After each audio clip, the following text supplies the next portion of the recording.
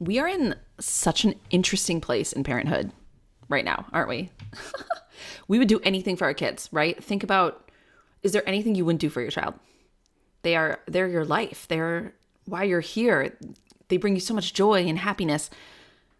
But at the same time, the demands of trying to give them the life that we know they deserve feels so impossible most days. Like, how do we have time for all of this? How do I be this mom or this dad, this parent that I dream of being when, man, there's just so many hours in the day. There's only so many dollars in the pocketbook. There's only so much energy I have when I'm trying to do all the things. I so get it. I'm with you. I'm saying that as a mom of two growing readers, one who is neurodivergent. My son is autistic and has ADHD.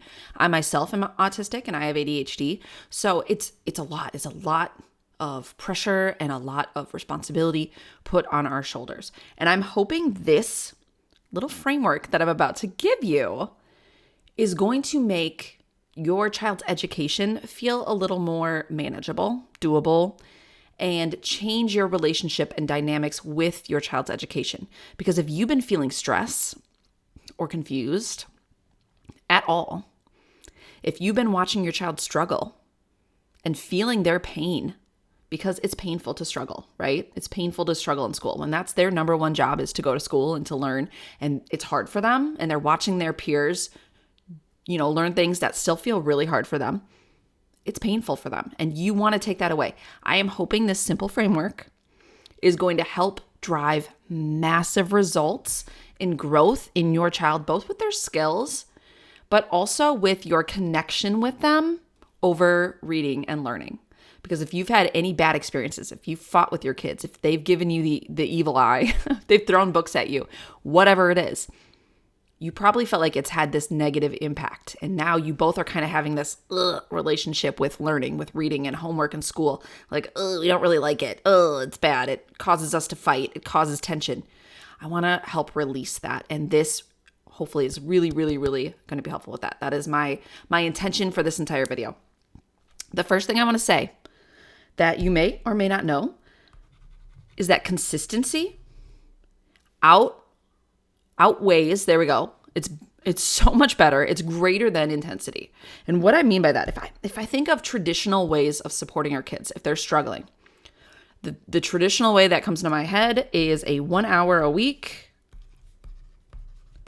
send them off to a tutor. That's kind of the way that it's always been done. Shove it off, outsource it. Somebody else take care of this. I'll send them once a week because that's what's convenient with everyone's schedule. That's what kind of works. But the problem with that is you're going for intensity right there. You're going to sit there for 60 straight minutes, which is a long time for a child.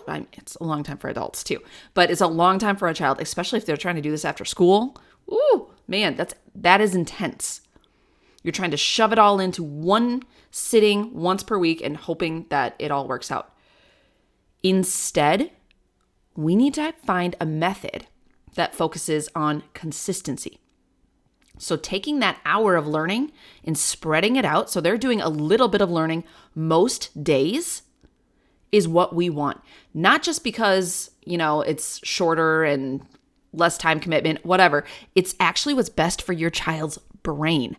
Neuroscientists have shown that if we can use something called active recall and spaced practicing. So active recall means we're just pulling up the skills that your child's learning often. We just want them to think about it. See words, write words, read books with those words, all those things. Just a little bit, but pulling it up in their brain is strengthening the synapses or the connections between their neurons. It's creating a stronger pathway. If the more they can bring it up, the better. Space practice means that they're doing that, putting a little bit of space in between, doing it again, putting a little space in between, thinking about it again, instead of shoving all of that learning into one session or cramming it all into one. And what that's allowing is your child's brain to use these pathways that they're starting to connect, more and more, which is actually strengthening them faster. Shoving it all into one, we're just hoping that, that's enough where those connections are going to stay, but that's not how the brain works. They need to be spacing out their practice and actively recalling it. So if we can find a way where they're actually learning 3 to 5 times or more, it doesn't hurt to do 6 or 7, but 3 to 5 times per week, But shooting for like 5 to 10 minutes, like seriously, it doesn't have to be long. When you're working on the right skills and when you are staying consistent, that is when things are actually moving to long-term memory. So it's this system that works better for your child's brain, and it actually takes less time. I know a lot of people have issues though, like then tutoring doesn't work because they only have room on Mondays at 5 p.m., 5 to 6. Yeah, it's almost impossible to schedule with the tutor this frequently, right? That's not usually how tutors work. It doesn't logistically make sense. So instead, I'd like to set you up with this framework. And I'm actually going to come back to that. This framework, I call this the mastery matrix. This matrix I came up with. Oh, I thought that was a highlighter. My bad. This is a matrix I came up with and I've been using with my own child at home, both for reading, but also because my son has a lot of OT needs, occupational therapy needs. So we do a lot of this at home as well. We're doing these short bursts of direct instruction consistently. And there's actually 9 parts. Let me go over the 9 parts. First of all, we always work on a very specific skill. I'm not just saying reading, spelling, sight words. No. We're going in the specific. So this is where you do need to know what your child needs. If you ever need support, ask us about our Glow and Grow assessment, because we do have an assessment that will tell you specifics like, oh, my child needs to work on the digraph CH. Words that have ch in it. They just can't seem to know the ch sound. So that is what we're working on. Perfect. I am a mindset person through and through. So I like a pump up phrase. Maybe it's mistakes mean I'm learning. It's going to run out of room. I'm learning. I'll fix it here. And before each time we do learning, we say it to each other. Mistakes mean I'm learning. Remember that. We're not going to freak out about mistakes. We're going to remember it means I'm learning. And then we jump into our grid. Now this represents 1 week of learning, okay? 7 calendar days. Doesn't matter when it starts and ends, but this is what I try to fit in every week so that we're staying consistent in a way that's very, very manageable. The most time commitment one is the new skill. So this is where we're using an evidence-based approach, which if you're inside Miss Buddy Reads or Thrive, I give this to you, okay? So I give you this approach, but if not, go ahead and learn more about the evidence-based approach to teaching a new skill. If I want my child to learn what are the steps I need to take for them to really master it, I do that 3 times a week in 10-minute sessions. I sometimes for my son, he loves a good timer. I set the timer for 10 minutes. I say, when that timer goes off, we are done. We need 10 minutes, but focus in with me, sit here with me. We can do wiggle breaks if we need in between, but we're focusing in for 10 minutes and we're learning about we're writing words, we're reading stories, we're finding it around us, we're whatever we need to do and working on that specific skill. Okay, we do that 3 times a week. I am just a creature of habit. I am a Monday, Wednesday, Friday kind of girl. I like Monday, Wednesday, Friday. We do it right after dinner. We know it on Monday, Wednesday, Fridays. After dinner, we do our 10 minutes of new skill. And then typically he likes to go and pop popcorn afterwards. And we eat a bowl of popcorn and watch a little show together. It's like our little ritual. It's kind of fun. This is where the connection comes in, where this is a connecting time for us because he knows we get this special mommy son time after. He gets a little treat that he likes. It's great. And it's very consistent.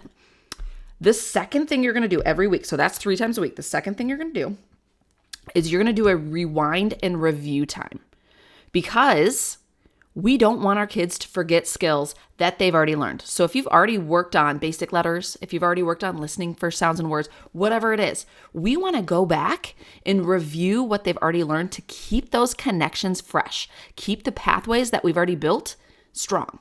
Because if we never talk about it again, if we're learning CH and then we never talk about CH again, that connection is going to get swept away and he's going to have to relearn that eventually. I don't want that to happen. So we do a lot of review.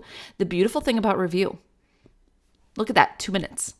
So we do 3 2-minute sessions. We typically do more because we have what's called Miss Buddy games inside of our programs. They're online computer games and they're working on the skills that my son has learned. So he loves playing them. So almost every morning he has to play them. So we actually get tons more than 3. Doesn't hurt him to do it. But I shoot for at least 3 times a week. And again, creature of habit, we do these on the off days. So we do a Tuesday, we do a Thursday, and I usually do Sunday. Saturday is kind of our take a break day. But those are super fun. And yeah, he kind of knows during breakfast, he gets to play a computer game on these days. Most days he does, actually, just to be honest. And then the last one is because we want our kids to apply these skills, right? Okay, so they're directly learning it. We're reviewing them so they're staying fresh in their minds. Then we do what's called the real reading challenge. There we go. So this is where we're actually intentionally applying the skills that we've learned into real reading. So I'm definitely going to want to apply the CH if that's my target one, but also if there's ones we've already done, we can bring those up too. And it says 2 minutes, but technically it's 0 minutes. I'm going to put it out there because this is embedded into reading that we're already doing. I already read to my son every night, to both my kids, my son and my daughter. We read every single night before bed. So now I'm just adding a little bit of intentionality 3 times a week. Not all the time. Sometimes we just sit down and read, but 3 times a week. I'll make this a different color. Let's make it orange. I should have done pink. I'll do pink because I did that pink. 3 times a week, we go ahead. We have a resource inside our programs called the Spot It Skills, where it's a little bookmark. And we write down, okay, we're working on CH, and he actually gets to write the CH words that we find. So before we read a book, I have him go on a little word search, little word hunt. He sees if he can find any of our target words. If he doesn't, that's okay, because he's still like in the mindset of pulling up the CH spells. So he's getting that active recall. He's looking to see if he can find it. And then when he does find it, he gets so excited. He gets so pumped. He just freaks out like, oh my God, I found it. I found our treasure word. I found a treasure word. And then I have a bookmark. He writes it on there, and then we can review all the treasure words that we found from different books. It's just a really simple way. It does end up taking about 2 minutes before we read, but it's already a time we're sitting down and reading together. We're just being a little more intentional with it. We're adding that little goal in there of, oh, we're going to find these words. And he's now recognizing that, oh, this skill I'm learning these other times of the week, I can actually use it when I'm reading other books. So that is it. That's the mastery matrix. I'll add this too. I do these on the same nights that I do my lessons because it's really fresh in his brain then. So I go, hey, we learned about this today in our lesson. Let's see if we can find any in our books. So those kind of match up. That's typically how we do it. We do a lot more review than just the 3 days. I'll say probably 6 out of 7 days of the week we do review just because he has a lot of fun. But we usually do about the 3 for the new skills and 3 for the really intentional real reading. Other nights we just sit down and read a book. There's no intentions behind it other than enjoying a book. That's fine too. Just want to show you, if you are inside Miss Buddy Reads or Thrive, we have it for you. This is done for you. Like, you have to put 0 thought into this. Just do 3 of your mini lessons. Click play on 3 of your mini lessons. I have a QR right there. So if you want to print this out, it'll bring you right to your portal if that's easy, or bookmark the page.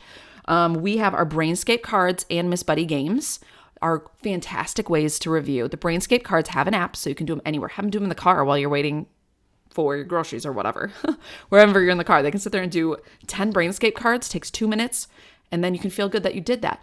And we have our Spot It skills, so you get access to the bookmarks, to the mini little journal if they like to keep a little dictionary of their own of their Spot It skills.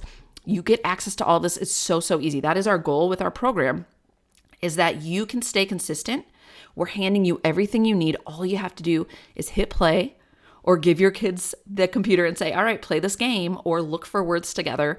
And you'll know exactly what skills to do because you're in the program, because you have our Glow and Grow assessment, because we've told you these are the skills your child needs. So you won't have any guessing. If you're not in our program yet, first of all, you can check out the description below. And I'm going to have information about how you can grab it. But if you're not there yet, you can still do this. You just have to find an assessment, figure out what skills your kids need, find a way to continue to rewind and review them, and have those intentional reading times where you're pulling in the skills that you've worked on with them very consistently. If you can do this every week, the best to your ability. Some weeks you might only get to 1 or 2 of these. That's okay. That's okay. But this gives you a structure and a framework where you can easily stay consistent. And it's not about the intensity. It's about just doing a little bit, pulling up the skills. There's one last thing I want to add here. When you are in motion, when you have this going, when you have the matrix going, and you know you're working on new skills, you're reviewing, you get to bless and release all the pressure that you used to feel about your child reaching the finish line. The finish line being they can read independently, they can do homework on their own, they're getting good grades. Bless and release that. I know the pressure. I know the pressure of they're supposed to be reading by 6 years old, and oh my gosh, they're not reading Harry Potter yet, they're behind. I know the pressure that teachers can put on us, maybe unknowingly, but teachers can put it on us. our sisters and brothers who have their own kids, like, oh, my child's reading and they're 2 years younger than yours. I know the pressure. I know it. Bless and release that, because when you are in motion and when you have a plan like this, where you're working on the right skills and you're doing it consistently, it doesn't matter when you reach the finish line. You know it will happen. Imagine you're going on a walk and it's a 1 mile walk and you're taking one step in front of the other. You know you're going to get to the end of the mile, right? You're certain. I will get to the end of the mile because I'm putting one foot in front of the other. Now, some people might choose to run that mile and they might get there quicker. Okay. I might choose to walk as slow as I can. You know what? I'll get there. It might take a little longer, but I'm going to get there. So as long as you're taking that one step in front of the other, you will get to the finish line. Your child will be an independent reader. And it doesn't matter the timeline to anyone else, not your neighbors, not their friends, not your nieces and nephews. It doesn't matter. Drop the timeline and just be excited that you're in motion. Because for some kids, it will take longer. Okay. Keep this going. Stay consistent. And have that certainty in your body. Just like when you order something on Amazon, you have a certainty it's going to show up on your door, right? It's going to show up on my door. Same with this. You're in motion. You have a plan. Be that certain, 100% certain. We're going to get there. Doesn't matter how long. You can bless and release that pressure, get rid of it, and just be happy that you're moving in the right direction and celebrate the wins. Look back and go, oh, this skill used to be hard for you. You used to not be able to do this. Look at this. You're amazing. Focus on that. And man, you're going to feel more joy. You're going to connect with your child more, and you're actually going to get to the finish line faster. That's the trick. Let it go and you'll get there faster. All right, that is it for now. I trust this was helpful. If you want more information about how to join Miss Buddy Reads for your kindergarten through second grader or Thrive for your third through eighth grader, check out the description below, and I'd love to support your family and getting your kids to that finish line in their perfect time.